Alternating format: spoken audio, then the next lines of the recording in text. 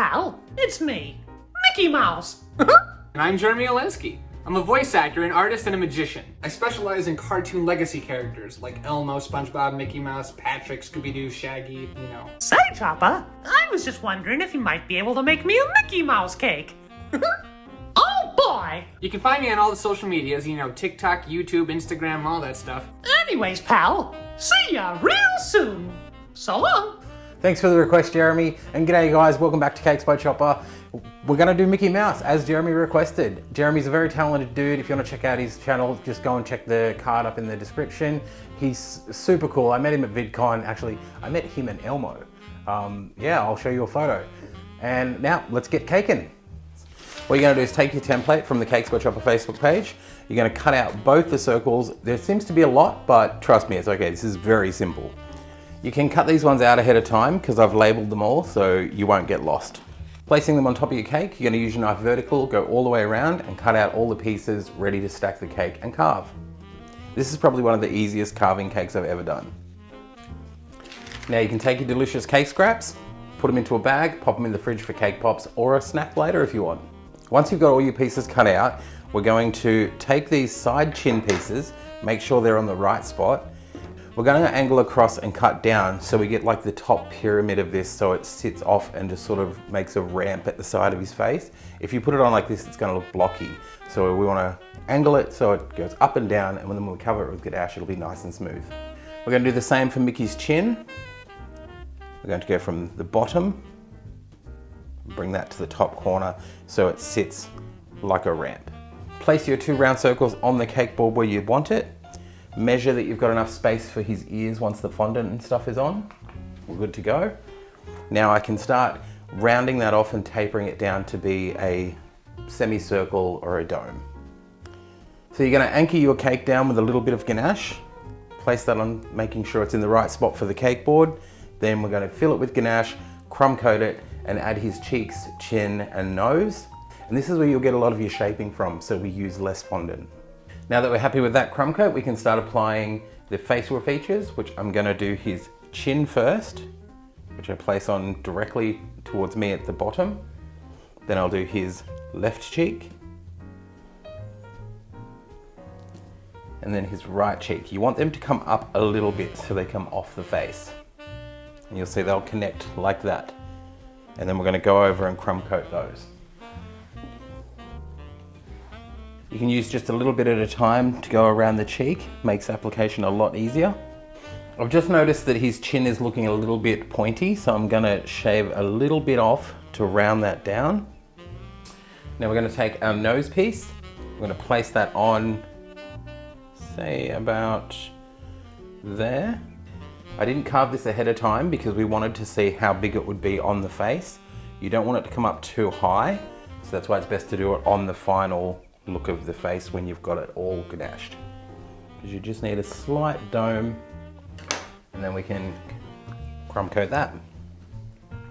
Pop that into the fridge to set a little bit, then we'll come back and clean it up so it's got a smoother finish ready for the fondant. Now that we have it all smoothed over and the ganache is, you know, smooth enough ready for the fondant, we can condition our black fondant, which is just gonna knead out till it's nice and soft. Then put some corn flour down. Now when we roll out this fondant, we don't need it that thick because these face details are going to go on the top. So let's roll that out nice and thin, enough to place over the entire cake, and then we'll trim that away. Once you've got it to your desired thickness and it's going to cover the whole cake, just put that onto your rolling pin and place it over, smoothing down from the top first. Now we can trim away the excess. I've just went through with my finger and pushed that all down, and this will help get rid of any minor pleating you have, but you don't need to worry about that too much. Go around the bottom with your magic brush. I find the bristles work really well because they're soft enough. I've mentioned in a few videos. This is a great quality crease cutting brush. It's only ever used for food, but you can see it magically fixes any little imperfections. Once you're happy with the black covering, you're going to take your second circle that's got this little shape here. You're going to cut that out. And then where the ridge is, you're going to cut across. This is going to become the backdrop for Mickey's eyes. So we're going to take our flesh colored fondant and then roll that out. Again, not too thick because you don't want to have too much fondant to the cake. Now I'm going to trim the top of this off using this template. We place it at the top of the fondant. Then I'm going to do a straight line across, trace around that, not pushing too hard with my fingers here, and then go across again. Now that should have that come away fairly easy. Now with this next step, we're going to place it on, making sure it sits in the right spot. And then we are going to trim off the edge whilst it's on. Underneath the line, you're just going to follow that in the shape of the lip and the cheeks. So we do that in one motion. Using the back of the brush, I'm going to define Mickey's nose a little bit more. I'm also going to emphasize his peak a little bit.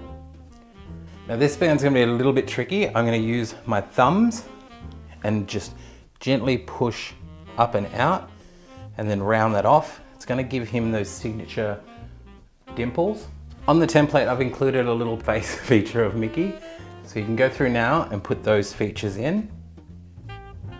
And that'll show you where you can cut away this part of the mouth. Being very careful.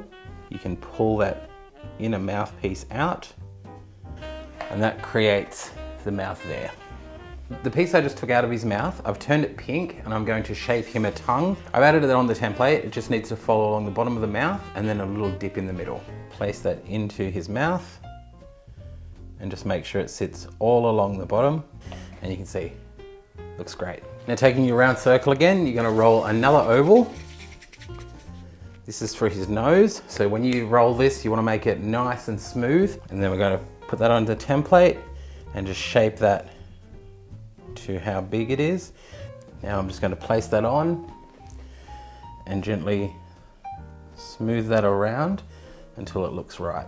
Repeat the same process for his eyes. You're going to use the shape from the template and place them on where they go. Go again with the black pieces of his eyes. I've just rolled two little balls. I saved a little white dot to bring his eyes to life, which we place on in the top. It's all visible on the template. Same for his nose. We'll give his nose a little bit of a reflection. For Mickey's ears, you can just make the ear shape, which is on your template. Now I've cut the shapes out. I'm just going to look from a bird's eye view and then place them in right next to the cake. I'm going to use my finger to gently soften the edges. Then I'm gently going to rub in the middle just ever so slightly, and it's just going to give that little hollow indent. He looks really cute, and when you walk around you can see he sort of gets a different expression. To take the cake one step further, I went through after, so this is an optional extra. If you want to take a little bit of brown petal dust, go through and give Mickey some shading, this is what you get. Gee, ChoppA, I look good in cake. You're just going to remember you put the highlights on this side, and then you come around this side and just shadow everything underneath. I hope you guys enjoyed this video. Stick around and we'll look at the end card for more, and check out the YouTuber that I've featured this video on my channel. Thank you so much for watching, and I'll catch you next time.